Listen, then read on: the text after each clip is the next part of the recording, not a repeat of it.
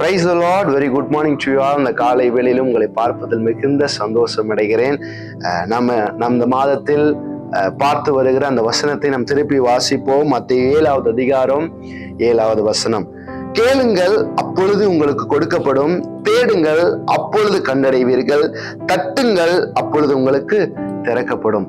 நம்ம போன வீடியோவில் நாம் பார்த்தோம், கேளுங்கள் என்று சொல்லும் பொழுது எல்லாவற்றையும் தெய்வனிடத்தில் கேட்கிறவர்களாய் மாற வேண்டும். அனுதினமும் நாம் காலையில் எழுந்தவுடன் என்ன செய்ய வேண்டும் என்பதை குறித்து நாம் தியானித்தோம். இன்றைக்கும் கூட அடுத்த பகுதியாக சீக், தேடுங்கள்.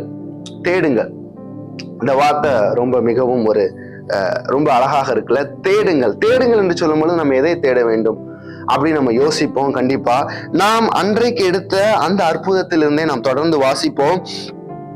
மார்க்கு 5வது அதிகாரத்தில் நாம் பார்க்கிறோம், அந்த ஜெப ஆலய தலைவன் எவ்விரு அவருடைய வாழ்க்கையில என்ன அற்புதம் நடந்துச்சுங்கிறத நம்ம போன வீடியோல கொஞ்சம் பார்த்தோம். அதுக்கு அடுத்த பகுதியை நம்ம இப்பொழுது பார்ப்போம். இப்போ தன்னுடைய மகளை எப்படியாவது காப்பாத்தி விட வேண்டும் என்று சொல்லி அவன் இயேசுவை கூட்டு கொண்டு வரும் பொழுது பெரும்பாடுள்ள ஸ்திரீ அந்த இடத்துல ஒரு 2-3 மினிட்ஸ் லேக் ஆகுது இல்ல.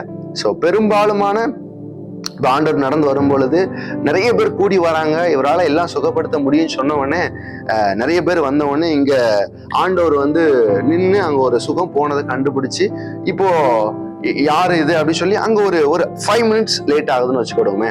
இப்போ எவ்ரி வீட்டுல இருந்து நிறைய பேர் வராங்க. வந்த உடனே அவன்கிட்ட சொல்றாங்க, உடைய பொண்ணு மரித்து போய்விட்டா, இனிமே இவரை கூப்பிட்டு எந்த பிரயோஜனமே இல்லை என்று சொல்லி அவரிடத்துல சொல்றாங்க. உடனே as a human being நமக்கு என்ன தோணும்? நம்ம அந்த இடத்துல இருந்தா என்ன தோணும் சொல்லுங்க பார்க்கலாம். எனக்கு ஒருவேளை இப்படி தோணுச்சா இல்லையான்னு தெரியல. அதை நான் சொல்றேன் என்னன்னா, நான் தானே ஆண்டவரை ஃபர்ஸ்ட் கூப்பிட்டேன். இது ஒன்றும் தலை போற காரியம் இல்லை. இது அப்படிதானா? வரும்போது கூட இவளுக்கு இந்த சுகத்தை கொடுத்துருக்கலாம், இல்லை நின்று பேசியிருக்கலாம், என்ன வேணா பண்ணிருக்கலாம். ஆனா நான் கூப்பிட்டு இருந்தேனே, நான் போய் காலிலெல்லாம் விழுந்து கூப்பிட்டேனே, அப்ப என் கூட வந்திருந்தா நேரா வீட்டுக்கு போயிருந்தா இந்த 5 நிமிஷத்துல அங்க போயிருந்தோன்னா கண்டிப்பா என்ன பண்ணிருக்கலாம், அங்க ஒரு அற்புதத்தை பார்த்துருக்கலாம் சொல்லி நமக்குள்ள என்ன வரும், ஒரு நம்மளை அறியாமையே சில கோபங்கள்ல சின்ன கோபம் நமக்குள்ள வரும். ஏன்னா நம்ம வீட்டு சைட்ல இருந்து ப்ரெஷர் போடுறாங்க. இப்போ நமக்குள்ள ஒரு சின்ன இந்த தாட் உருவாயிடுச்சு அப்படின்னா கொஞ்சம் சின்ன ஒரு எமோஷனலா நம்ம வீக் ஆயிடுவோம். ஸோ இந்த இடத்துல எவ்விரு பயங்கரமா அமைதியா இருந்தார் இல்ல. ஸோ நாம் இன்றைக்கு இந்த காலை வேளையிலே ரொம்ப கவனமா இருக்க வேண்டும். என்னவென்றால் தேடுங்கள். தேடுங்கள். ஆண்டவர் எதற்காக இந்த சூழ்நிலையை தன்னுடைய வாழ்க்கையிலே அனுமதித்திருக்கிறார் என்பதை குறித்து நாம் தேட வேண்டும். இந்த சைலண்ட் பீரியட், ஆண்டவர் எதற்கு ஒரு காரியத்திற்கு என்று தாமதம் அளிக்கிறார் என்பதை குறித்து நாம் சற்று யோசிக்க வேண்டும். ஆண்டவரால் முடியாத காரியம் ஒன்றுமே இல்லை. நாம் இந்த போன மாதத்துல ஃபுல்லா நம்ம தியானிச்சோம். மனுஷனால் கூடாததெல்லாம் தேவனால் கூடும். அவரால் மாத்திரமே எல்லாம் கூடும்.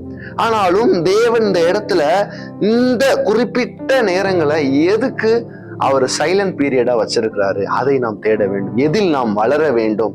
நாம் சுற்றில இருக்க சூழ்நிலைகள் நம்முடைய மனதில் வரும் பொழுது, நமக்கு குழப்பங்களை ஏற்படுத்தும் பொழுது மிக அமைதல் உள்ளவர்களாய் நாம் தேடுகிறவர்களாய் மாற வேண்டும். இன்றைக்கு இந்த காலை வேளையிலும் கூட இப்படிப்பட்ட சூழ்நிலையில் நாம் இருப்போமானால், ஒருவேளை எதற்கு இவ்வளவு தாமதம் ஆகிறது, எதற்காக ஆண்டவர் இவ்வளோ லேட் பண்றார் நம்ம யோசிச்சு கொண்டு இருப்போமானால், எல்லாத்திற்குமே ஒரு காரணம் உண்டு. மற்ற இடத்துல இருக்கிற ப்ரெஷரை நம்ம ஹையா கொண்டு போக வேண்டாம். அப்படிதான் இல்லையா? பேதுரு தன்னுடைய சுற்றில இருக்க சூழ்நிலையை பார்த்த உடனே ஒரு பயத்துல கடலுக்குள்ள மூழ்கி போயிட்டான். அது மாதிரி இல்லாம தேவ சமூகத்துல இதை எதற்காக அனுமதித்தீங்கன்னு சொல்லி தனக்குள்ளாக தேடுங்கள். தேடுங்கள். எல்லாரும் இன்னைக்கு இந்த காலை வேளையில கண்களை மூடி ஜெபிப்போமா? ஸ்தோத்திர ஆண்டவரே, கிருபை உள்ளவரே, உமக்கு நாங்கள் நன்றி செலுத்துகிறோம். ஆண்டவரே ஸ்தோத்திரம். எல்லாவற்றையும் ஆண்டவரே கேட்பதற்கு கர்த்தர் உதவி செஞ்சீர். ஆண்டவரே எங்களுக்குள்ளாக எதை நாங்கள் தொலைத்திருக்கிறோம் என்பதை தேடுவதற்கு எங்களுக்கு கர்த்தர் கிருபை பாராட்டுங்க. ஆண்டவரே தேடுங்கள், அப்பொழுது கண்டடைவீர்கள் என்று சொல்லப்பட்ட வார்த்தையின்படி ஆண்டவரே நாங்கள் தேடுகிறவர்களாய் மாற்றப்பட வேண்டும். ஆண்டவரே இருதயங்கள் எல்லாம் ஆண்டவரே ஸ்தோத்திரம் நம்முடைய வழியில் நாம் நடக்கிறவர்களாய் மாற வேண்டும். ஆண்டவரே ஸ்தோத்திர. ஆண்டவரே இந்த காலங்கள் ஏன் இப்படி ஏற்பட்டது? எதற்காக நீர் அமைதியாய் இருக்கிறீர் என்பதை குறித்த ஒரு புரிதலோடு ஆண்டவரே நாங்கள் வாழ்வதற்கு கர்த்தர் கிருபையை பாராட்டுங்க ஆண்டவரே. ஸ்தோத்திர ஆண்டவரே. நீரே ஆண்டவரே இயேசுவே எங்களோடு இருந்து பெரிய காரியங்களை இந்த காலை வேளையில செய்யும்படியாய் நாங்கள் ஜெபிக்கிறோம் ஆண்டவரே. நீரே பொறுப்பெடுத்து வழி நடத்துங்க. இப்ப இயேசு கிறிஸ்துவின் நாமத்தில் ஜெபிக்கிறோம் நல்ல பிதாவே. ஆமென், ஆமென். Thank you. God bless you.